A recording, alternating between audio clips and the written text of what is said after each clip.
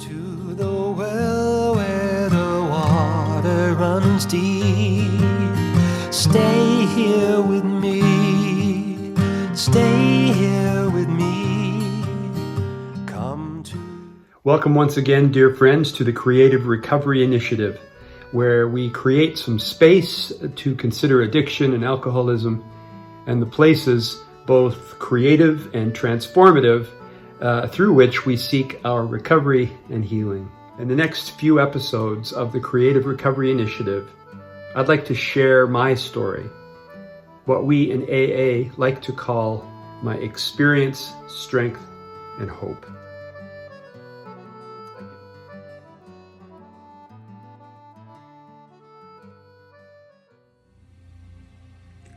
She pulled into the driveway not 4 minutes later, her thoughts swirling in a cacophonous mixture of rage, confusion, and concern. Even in that short time, she had to crack the windows enough to coax out the insistent smell of his all-day intoxication. She was at the door long before him, hurling it open while he was still navigating the step, that endless step out of the van to the ground somewhere far below. When he finally made it inside, her feelings of abandonment and emotional contusion took over. A family picture found its way off the wall and lay demolished on the floor. It was a convincing sound that scared their eldest son, waking him up. A family was coming apart at the seams, and he knew it. He let her rant. What else was she to do in such a moment? His self-esteem was lodged somewhere in his lower intestine anyway. Let's finish it, he thought carelessly. The minutes seemed like hours as his greatest fear in being found out had already begun its slow work of building a reality, imperceptibly at first, a new reality that might include honesty and rigorous self-evaluation. Eventually, his nights would be spent in gratitude for what was occurring right here, right now. These were not those moments. She grabbed blankets, a pillow, and him, tossing them all into their camper, which was parked beside their small Oregon ranch-style home. It seemed to take forever for him to find the bunk where he would sleep that night. Everything spun as though he'd been tossed, shame and all, into a blender.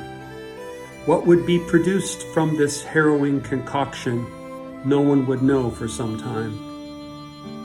He stumbled outside again long enough to void his stomach of a small percentage of the liquid hell he'd pounded down that day. The lawn received his offering without comment. With throat burning, stomach churning, and spirit desecrated, he climbed back inside and fell asleep instantly. In what seemed an insultingly short time, the camper door swung open. With a head that felt stuffed with yesterday's newspapers and paraffin wax, he rose to hear a quaky voice.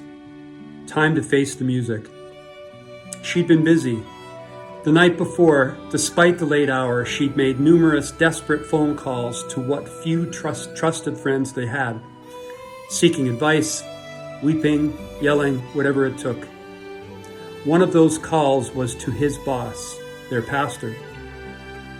Kent was no stranger to life among alcoholics, having led a church for years containing any number of them, some recovering, some not.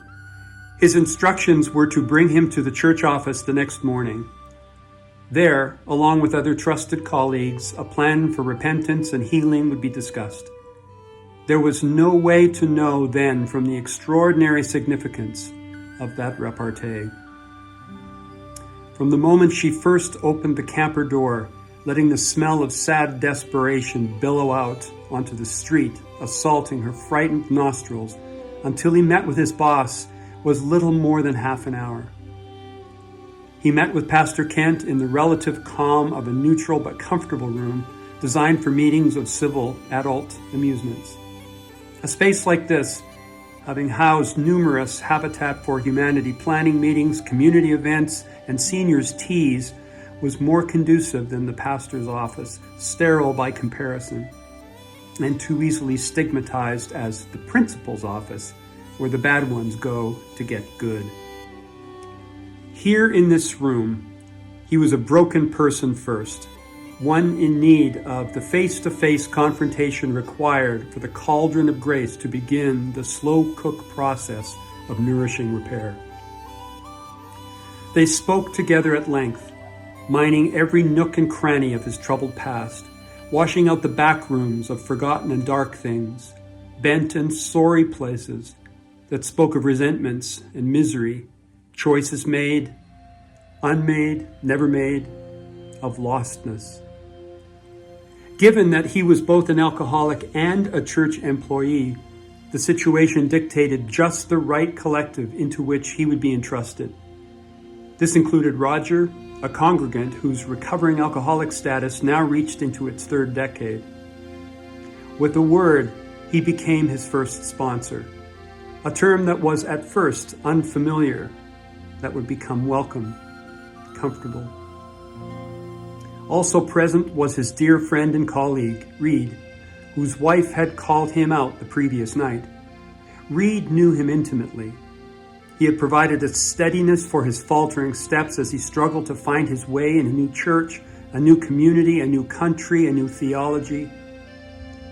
His family had freely lavished upon them guidance, the kind of information that makes completely new situations, such as what he and his family had endured, more navigable. Without them, he would not have survived even to see this dark day. In the weeks that followed, he would become privy to what the walk of grace can actually look like when Christ followers, every bit as lost and broken as he, combine their shared mess into a single, bitterly hopeful outcry of, "Lord, have mercy." Hi, I'm Rob, and I'm an alcoholic. That never runs dry.